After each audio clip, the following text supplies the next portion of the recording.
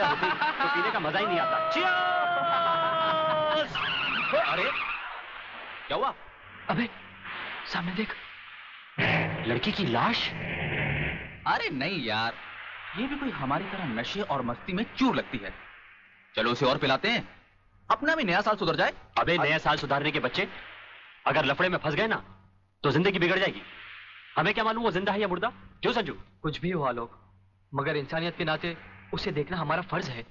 चलो चलो देखते हैं।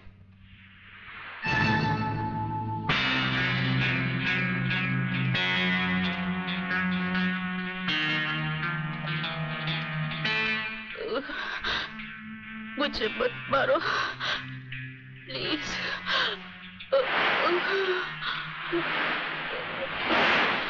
भगवान के लिए मुझे मत मारो।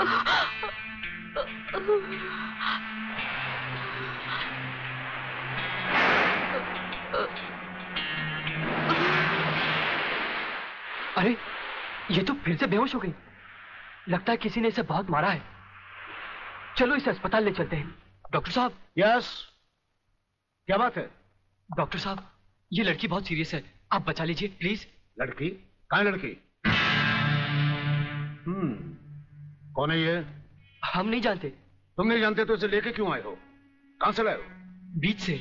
ये हमें बीच पर बेहोशी की हालत में मिली थी। बेहोशी की हालत में?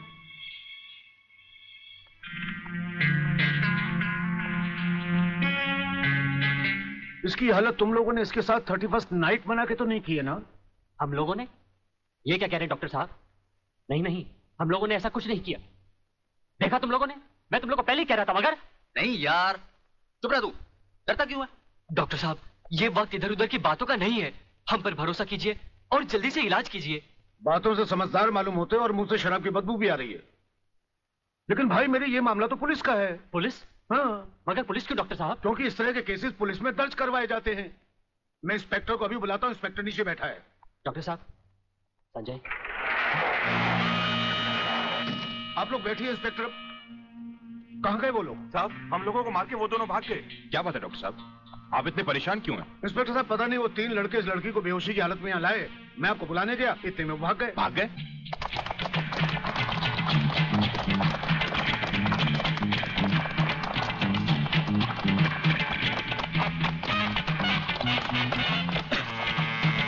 अरे जल्दी कर।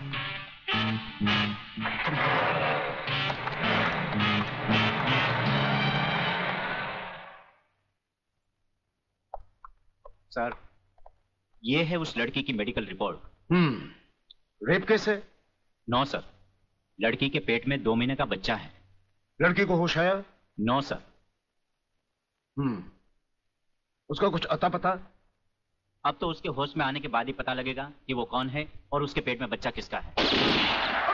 Uncle save me uncle. अरे अंकल सेव मी अंकल। अरे बेटे अंग्रेजी को मार गोली और हिंदी में समझा, क्या बात है? काकाश्री, पिताश्री मेरे परलोक सिधारने का प्रबंध कर रहे हैं। अरे तुम वो मेरी हत्या कर। तुम जैसी कमीना औलाद को मार डालना ही बेहतर होगा। देखता हूँ आज तुम्हें कौन बचाता है। प्रलयनाथ तुम बीच में मत बोलो जीवनलाल। इस कमीने ने आज मेरी इज्जत मिट्टी में मिला दी है। मैं इसे जान से मारू। बात क्या है? क्या किया है इसने? ये बात तुम मुझसे पूछो तो अच्छा होगा। अच्छा अच्छा, रुक जाओ, शांति करो। बेटे रसिक, चलो उठो, बताओ क्या बात है? अंकल, अंकल मैं। हाँ हाँ बोलो, डरो मत। अंकल मैं एक लड़की से मोहब्बत करते हो, यही ना? हाँ। तुम भी कमाल करते हो प्रलयनाथ। बेटे की मोहब्बत बर्दाश्त नहीं कर पाए, उसे मारने पर तो लाए। अरे मोहब्बत करना तो आजकल के नौजवानों का फैशन है। बात यह नहीं है जीवनलाल, सच तो यह है कि इसकी मोहब्बत के चक्कर में वो लड़की इसके बच्चे की मां बनने वाली। ओहो, तो इसमें कौन सी नई बात है? करवा दो शादी। और अगर लड़की अपने बराबर की नहीं है तो करवा दो एबॉर्शन। मगर जीवनलाल बात यह है। अरे यार ऐसे मामले में बात कुछ नहीं होती, सीधी सी बात है। अगर वो लड़की नहीं मानती तो पैसे वैसे देकर अपनी जान छुड़वा लो, और अगर फिर भी नहीं मानती तो तुम्हारे लिए किसी की जान लेना कौन सी नई बात है? प्रलयनाथ, तुम तो खामखा उस लड़की के लिए अपने बेटे की जान के पीछे पड़े हो। दरअसल बात यह है जीवनलाल कि वो लड़की तुम्हारी बेटी राधा है।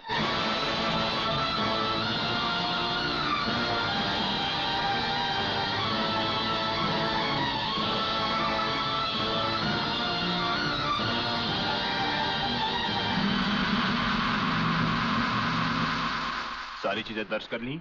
जी साहब। और हाँ, इस डेड बॉडी को जल्द से जल्द पोस्टमार्टम। साहब ये पर्स मिला है।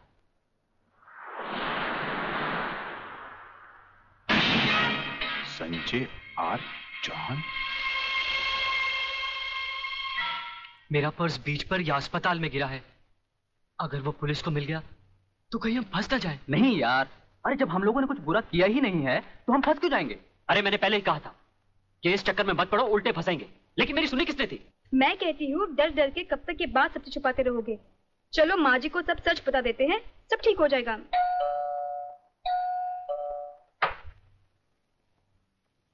नमस्ते। नमस्ते। क्या बात है इंस्पेक्टर साहब? हम शक की बुनियाद पे आपके बेटे संजय और उसके 2 दोस्तों को गिरफ्तार करने आए हैं। गिरफ्तार? क्यों? क्या जुर्म किया है उन तीनों ने? ये आप अपने बेटे से पूछ लीजिए।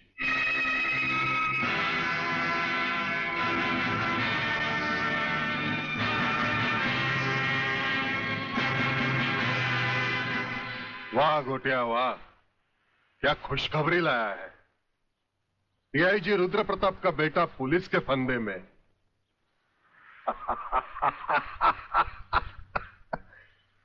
बाप ईमानदारी की मौत मर गया, अब बेटा कानून की मौत मरेगा।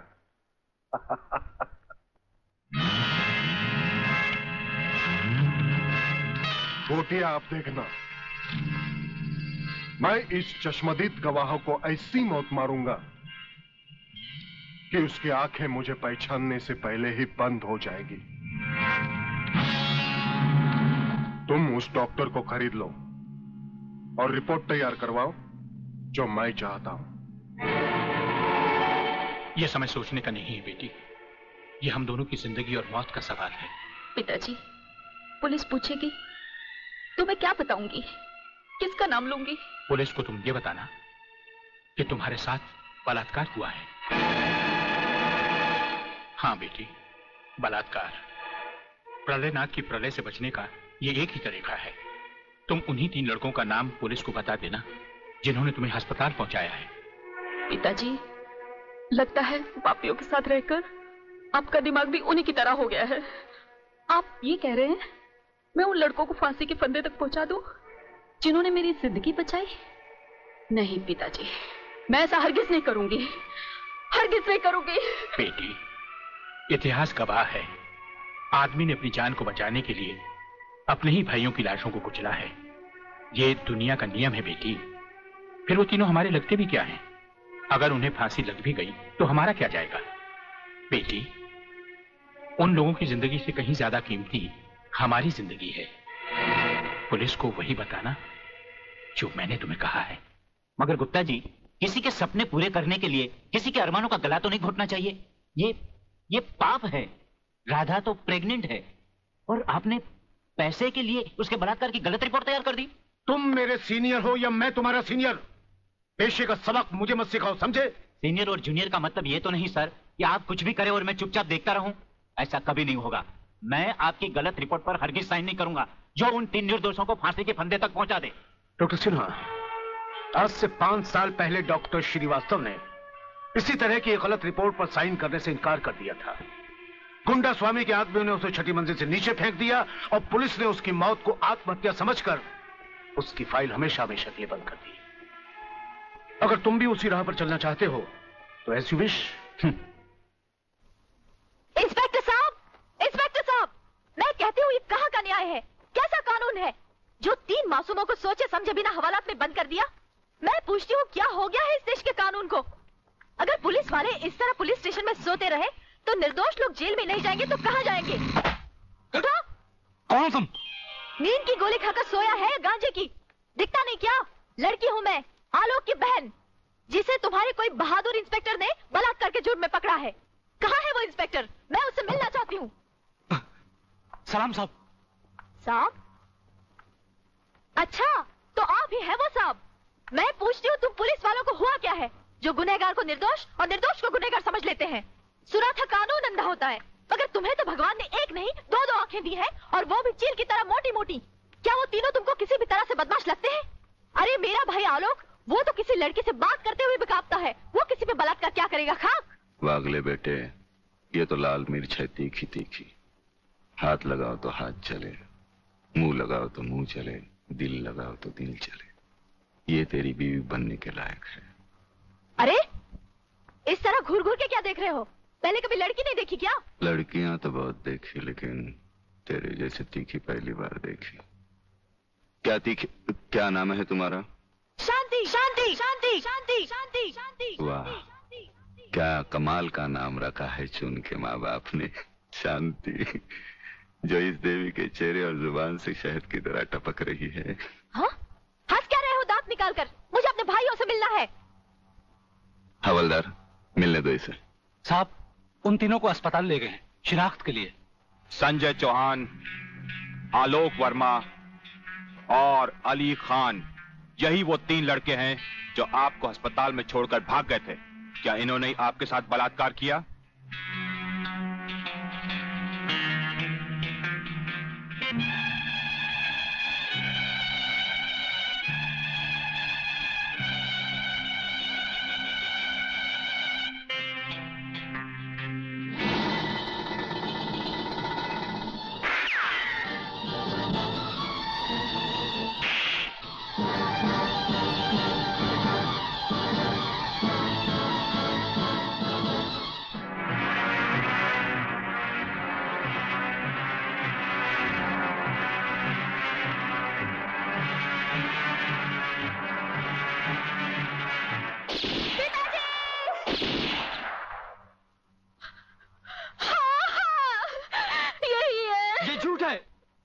ये सरासर झूठ है।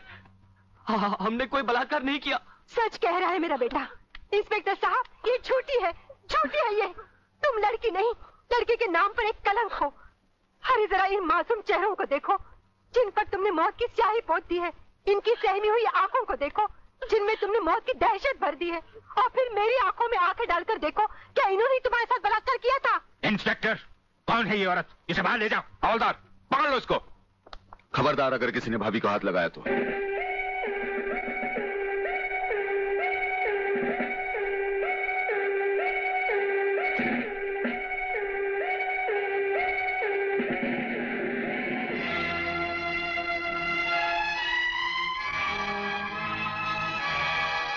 इंस्पेक्टर फागले, आप जानबूझकर अनजान बन रहे हैं। आप अच्छी तरह जानते हैं कि ये डीआईजी रुद्र प्रताप चौहान की पत्नी है। याद है डीआईजी रुद्र प्रताप चौहान, जिनके अंतिम संस्कार पर आपने लंबा चौड़ा भाषण झाड़ दिया था, जो आज भी हम पुलिस डिपार्टमेंट के लिए आदर्श है, उनकी पत्नी है। तो ये भी किसी मामूली आदमी की बेटी नहीं है, ये इस राज्य के मंत्री जीवनलाल टंडेल की बेटी है।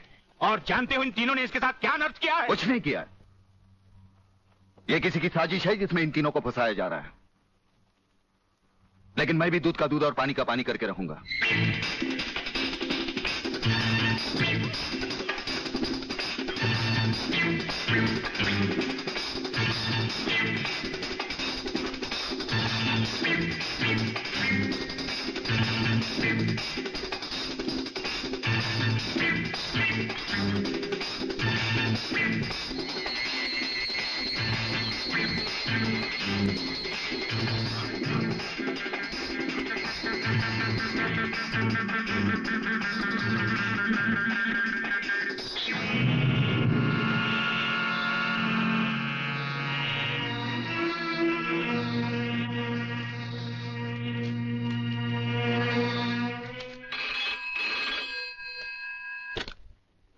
Hariprasad speaking.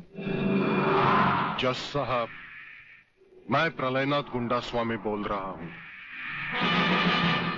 Your honour, dancer miss Anita Chaudhary की लाश का समुद्र के उसी किनारे से मिलना और उसी जगह से राधा टंडेल के कपड़े और सैंडलों का मिलना, इंस्पेक्टर वागले को मिली हुई गोली और अनीता चौधरी के पेट से निकली हुई गोलियों का एक ही रिवॉल्वर से चला होना और उस रिवॉल्वर पर किसी और की उंगलियों के निशान होना, यह साबित करता है कि इस केस में किसी और का भी हाथ हो सकता है। इसलिए जब तक ये बातें खुलकर अदालत के सामने नहीं आती, मैं अदालत से दरख्वास्त करूंगा कि इन तीनों की जमानत मंजूर कर ली जाए। योर ऑनर, मेरे फाजिल दोस्त ने बड़ी आसानी के साथ कह दिया कि इस केस में किसी और का हाथ भी हो सकता है। लेकिन ये बात कहते हुए मेरे फाजिल दोस्त भूल गए कि अमिता चौधरी की लाश के पास संजय चौहान का पर्स भी मिला है, your honour. Miss Radha Tandel जिनके साथ बलात्कार हुआ, उन्होंने अस्पताल में पुलिस इंस्पेक्टर के सामने इन तीनों की शनाख्त की है, योर ऑनर। इसके अलावा डॉक्टर गुप्ता की रिपोर्ट मौजूद है। इन तमाम बातों से जाहिर है, योर ऑनर, कि रेप और मर्डर इन्हीं तीनों ने एक साथ मिलकर किया है। लिहाजा मेरी कोर्ट से गुजारिश है कि इनकी जमानत किसी भी कीमत पर मंजूर नहीं की जाए। सरकारी वकील की दलीलों को मद्देनजर रखते हुए यह अदालत संजय चौहान, आलोक वर्मा और अली खान की जमानत नामंजूर करती है और इन्हें पुलिस की हिरासत में रखने का हुक्म देती है।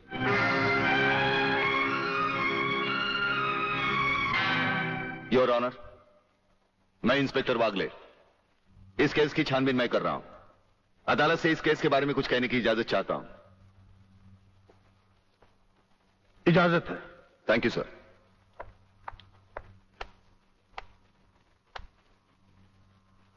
योर ऑनर, इंसाफ के इस मंदिर में आपको न्याय करते हुए कई साल हुए होंगे और इन सालों में आपके सामने रेप और मर्डर्स के अनगिनत केसेस भी आए होंगे।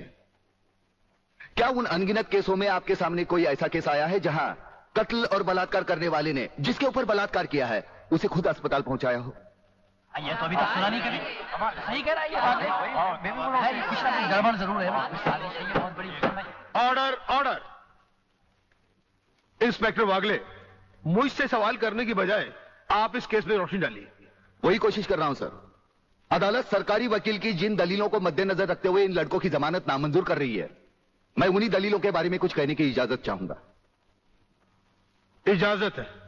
सरकारी वकील का कहना यह है कि अनीता चौधरी की लाश के पास संजय चौहान का पर्स मिला। हो सकता है बेहोश राधा टंडेल को उठाते वक्त वो पर्स वहां गिर गया हो। अब इनका कहना यह है कि राधा टंडेल ने इन लड़कों के खिलाफ बयान दिया है। यह भी तो हो सकता है कि वो बयान उसे किसी के दबाव में आकर दिया हो। जिस डॉक्टर ने बलात्कार की रिपोर्ट बनाई वो भी खरीदा गया हो। आपकी इन दलीलों से अदालत अपना फैसला नहीं बदल सकती। यह फैसला आप जबरदस्ती इन पर लाद रहे हो। इंस्पेक्टर वागले, अगर मैं चाहूं तो अदालत की तौहीन के जुर्म में मैं तुम्हें अभी टर्मिनेट कर सकता हूं। कोई परवाह नहीं है मुझे इस बात की। मेरा तो विश्वास उठ गया है इस कानून से। कौन सा कानून, कैसा कानून? यह कानून तो चंद मुजरिमों की रखेल बन बैठा है। इसलिए लोग अदालत का दरवाजा खटखटाने के बजाय गुंडों की चौखट चूमते हैं। Take him out of the court. अगर जिंदगी में किसी से रिश्वत ना ली हो तो ही मुझे हाथ लगाना।